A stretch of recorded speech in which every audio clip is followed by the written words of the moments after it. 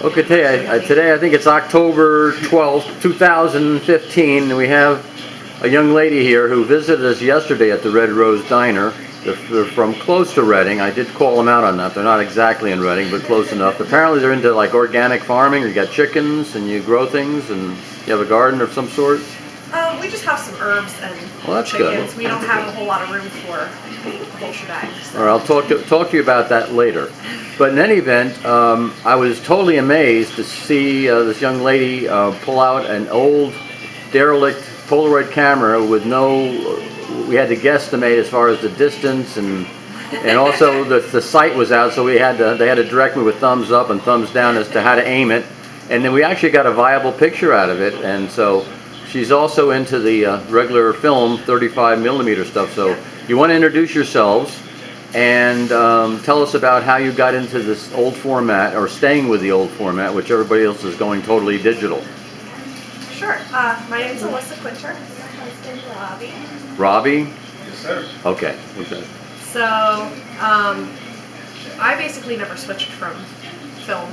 So, I learned in high school on black and white, and when I went to college for photography. So where'd you go to college for photography? The Antonelli Institute. What is it? It's in Erdenheim, Pennsylvania. Okay. So right outside of Philadelphia. All right. Antonelli is like, I don't know, really close to Chestnut Hill, if you've ever heard of that. Germantown. Germantown, yes, Okay. I've heard of Germantown. Yeah, right near that area. So anyway, this was around the time that things were going to start switching to digital, including my school. I was like the last class that really had the color darkroom there.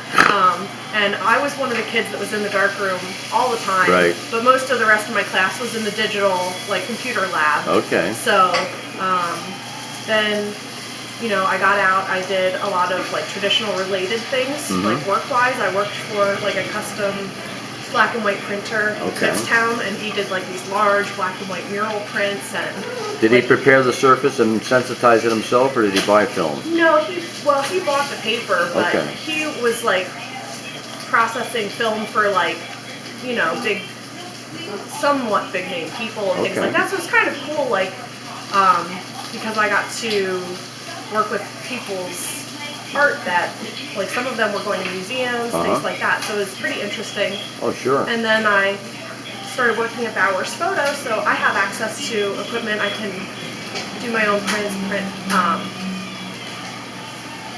whatever at work. So, and how old were you when you took an interest in photography?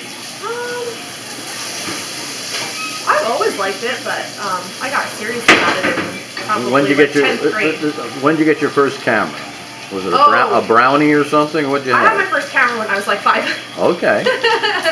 I had this little like 110 purple like Mickey Mouse camera. Right. With those little like flash cubes and stuff like that. Not Instamatic. What do they call them? They were. No, it was like those 110 cartridges. Yeah, real tiny format. Like it was, a frame is probably like this big. So that was probably my first one. Probably almost like 8mm or something, like the old movie picture type of size. It wasn't that format, but it was close to that size. Yeah. Okay. So, and then since I can still process film at work, I just stayed with all of my equipment that I have. So I remember having a half frame 35, a little mini half frame with a photo optic thing, so it would tell you at least what light was.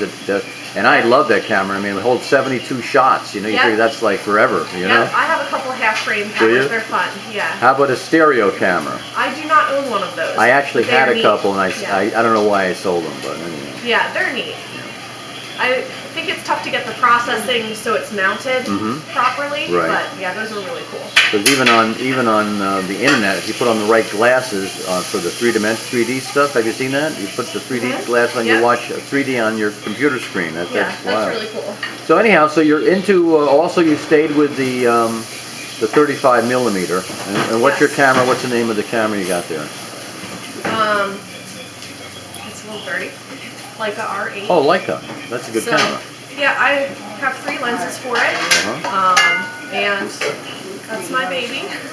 No, that's an unusual camera. Most people. I had a Pentax when I was and it went up to That's what I started on. 1/2000th of a second. I was totally amazed. I could stop a ball and look at the stitching on the balls was pitched in, you know, with Tri-X. That was the first camera that I used when I started like trying to develop film and stuff like that. My mother had that camera, and she let me use it because she didn't really use it anymore. Really? So that was the first camera that I used, and then something went wrong with it, so then I had to replace it. So. Did you ever get into that C41 black and white equivalent, or what it was like a magenta? I've done that a few times. Only because I guess it's hard to find people who will actually develop regular film, black and white film. That's true. Yeah, like at the lab I work at, we don't process true black and white. Right. We just have C41, C41 automated machines. So you know, sometimes I've used it for convenience sake. Right. But I still hand process black and white film, just not right now because my arm. But yeah, so. I was always saying, if you're doing time in prison, if you could work in the photograph, you know, in the dark room, you'd go through 20 years just like that. I mean, you could blow a day, and it seems like an hour, and you're down there the entire day. You know. Yes, I have thought back to some days while I was in school that I spent hours and hours and hours trying to perfect a print, and then I thought, oh, that was a little. What they call dodging, and what's the other thing? And burning. Burning and dodging, right? Yeah. That was amazing to be able to do that on the fly. Yes, and I got lucky to know some people that were amazing teachers and things like that that can really do some great things in the darkroom. That it would be hard pressed to find that kind of person. What's your today. What's your specialty? What do you like to take pictures of? I have different interests, but. I prefer things that are like candid. So whether that be portraits or more documentary stuff. I'll throw an idea. I'll throw an idea out at you. Yeah. I think that the most amazing photographs can be done at an airport of people saying goodbye and greeting, and the expressions on people's face when they're waiting for someone to come they haven't seen in a while. They're saying goodbye. They may never see them again. And I think that a table book done with that type of thing in mind at the airport, I think could be very, very, very moving, especially if we were able to get kind of the story as to what was the circumstance of this thing. Oh, right, yeah. I'm always amazed, and I recall my dad greeting me at the airport when I come in from a business trip, and it was the most wonderful feeling, and obviously I was elated, and right. So I can relate to that whole thing. Yeah. And so you're working for a photographic lab right now. Okay. And how many chickens do you have? 8. 8 chickens. And what, you have brown eggs, I hope? Brown eggs. Good for you. Look, I've got some eggs for you. Oh, God, I might have them for breakfast. Wow. We travel with them. Really? So the ones with the spots here, these are from a brown copper Marantz chicken. Brown copper Marantz. And if you were to buy an omelet made with these eggs at a restaurant, they would charge you over $30 for a 3-egg omelet using these eggs. What makes them so rare? The birds themselves in North America are rare. I guess people don't commonly own Spell out, how could our people look up this name? It's called a... Brown, and then copper, C-O-P-P-E-R, and brown. Marantz, M-A-R-A-N-T-Z. Marantz, M-A-R-A-N-T-Z. All right, we're going to have to look this up and do a These do are a just follow-up. from Rhode Island Reds. Okay. There's a guy, have you ever heard of Jack Spirko? No. You got to look up Jack Spirko. He does a podcast called the Survival Podcast. Okay. And just give me a couple of those, because Here, take these guys. I'll make my $30 omelet. There you go. That's great. Thank you very much. No, I've always had this battle with people on brown eggs versus white eggs. I don't care. I want brown. I'm with you on that. I want brown eggs, right? There we go. We're gonna try it. Old technology versus new. I put this camera away and I didn't know there was film in it, so it's really old film. See, it's dried up. Okay. But I had to test it. You're right.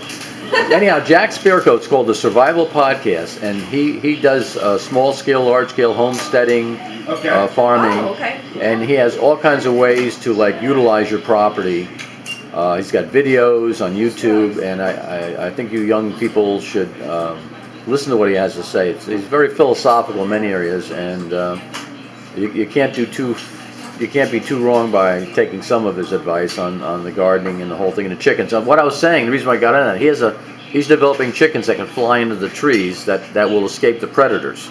That's awesome. And that they actually roost up in trees and stuff so at nighttime, so you don't have to worry too much about losing your flock. So that's interesting. That's awesome. Well, I'll let you guys enjoy your breakfast, and thanks so much for participating in this neat interview. I think of something very interesting, and keep up the good work. Oh, thank you. Bye bye. Thank you.